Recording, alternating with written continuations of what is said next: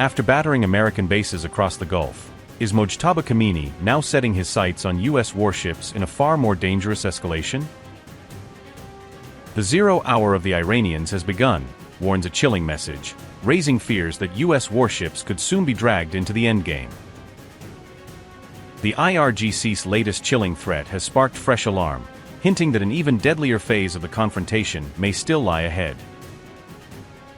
As the Gulf burns and American assets are claimed destroyed, Iran appears determined to press ahead despite Trump's escalating military campaign.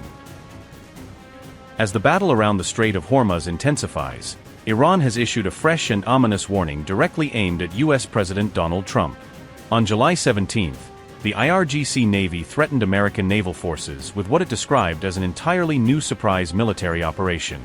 Iran declared that U.S. forces operating across the Gulf are moving dangerously closer to what it called the 0 hour of confrontation. The warning was accompanied by an image showing U.S. warships at sea, released through Iranian state-linked outlet Tasnim. However, the Iranian Navy stopped short of revealing any further details about the nature, location, or timing of the threatened operation. The IRGC said, and I quote, "The movements and equipment belonging to the terrorist American army are being closely monitored by Iran's naval units. The Americans are drawing closer every moment to the 0 hour of the Iranian armed forces operation against CENTCOM naval units in the region's waters. Wait for it." End quote. Tehran further warned that any fresh American strike against Iranian territory would invite what it called a very devastating military response.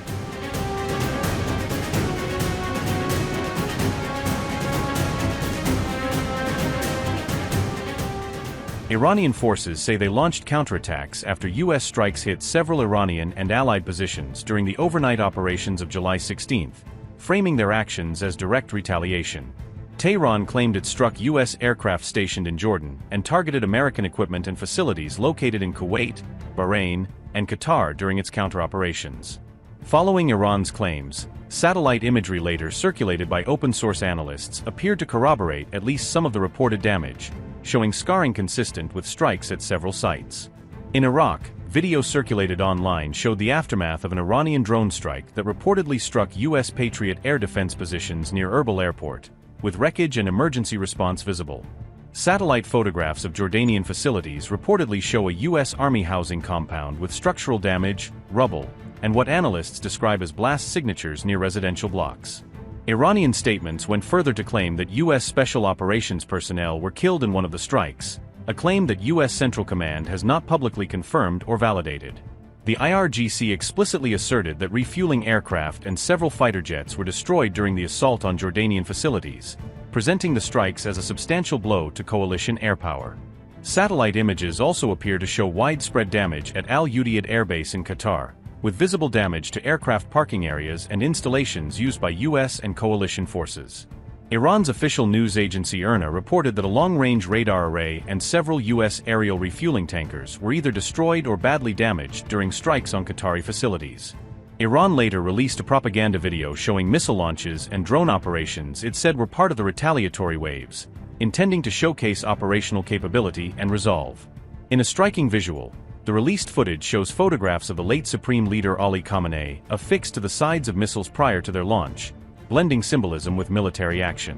Iranian media characterized the recent actions as part of waves 10 through 16 of Operation Nasser II, signaling an ongoing multi-phase campaign rather than an isolated sortie. State-aligned Fars news agency also reported that Iran intends to target Middle Eastern ports used by U.S. Army logistics, identifying maritime choke points as potential secondary targets. The list of prospective targets named by Iranian outlets included strategically important facilities such as Jebel Ali in the UAE, Mina Salman and Shuaibah in Bahrain, and Camp Arifjan in Kuwait. Tehran's published list further included Hamad Port in Qatar and the Yanbu Port in Saudi Arabia, expanding the announced target set to include major commercial and military ports. Iran also unveiled new footage of its hidden underground missile city, in what many observers see as another calculated warning directed at Donald Trump. On July 16, Iran published footage showing two senior commanders visiting an underground missile facility. The video was released through Iranian state media. The footage shows IRGC Aerospace Force Commander Amir Ali Hajizadeh and Missile Force Commander Mohammad Bagheri. Both are seen inspecting the underground complex. According to Iranian reports, both commanders were killed in U.S. strikes during the 12-day conflict in 2025. The footage predates those strikes. At the time the video was recorded, Hajizadeh was leading the IRGC aerospace force. He oversaw Iran's missile and aerospace operations. Bagheri was serving as commander of the IRGC aerospace missile force during the visit. He was responsible for Iran's missile force operations. The footage was released as Iran and the United States entered a renewed period of confrontation after a fragile 2-month truce. The timing has drawn attention amid rising regional tensions.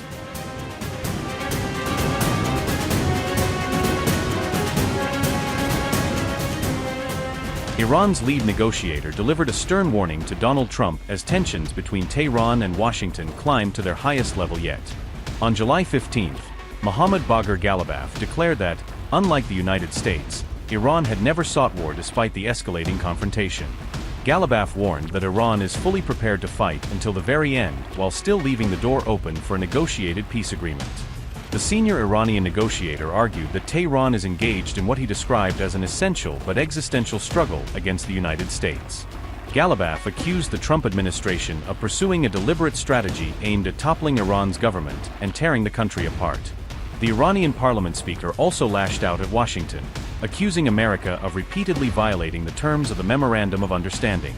Ghalibaf warned that Iran would no longer remain committed to the agreement if it delivered no meaningful benefit to Tehran.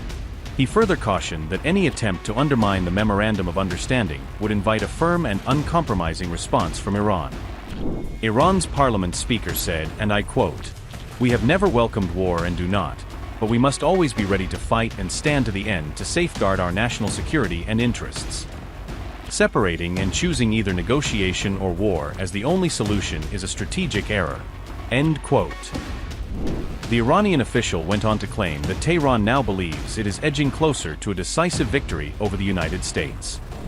Iran's parliament speaker said, and I quote, "Know that we will stand by our word. We have pledged our lives to defend this country. Know that by the grace of God, the victory of dear Iran is near and your historic resistance will endure. Have faith that your suppressed resentments and this unparalleled unity of each and every Iranian nation on the battlefield will guarantee our victory.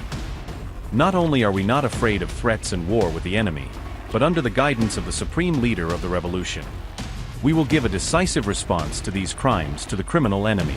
End quote. Iran's foreign ministry also made it clear that Tehran will honor the Memorandum of Understanding only if the United States fully upholds its own commitments. Since the beginning, we have said commitment in return for commitment, meaning we fulfill our commitments as long as the other side honors theirs. The other side violated its commitments, and we, too, refrain from fulfilling ours wherever necessary. As we continue, it is the same path. It doesn't matter if we say it exists or doesn't exist. An agreement is not a strange thing. It's just a collection of reciprocal commitments. I use the term turned into pieces, and Mr. Gharibabadi used the term destroyed. The reason is that the other side has begun breaking promises from the beginning of the first paragraph. And our hands are not tied. Our armed forces respond to the aggression of the U.S.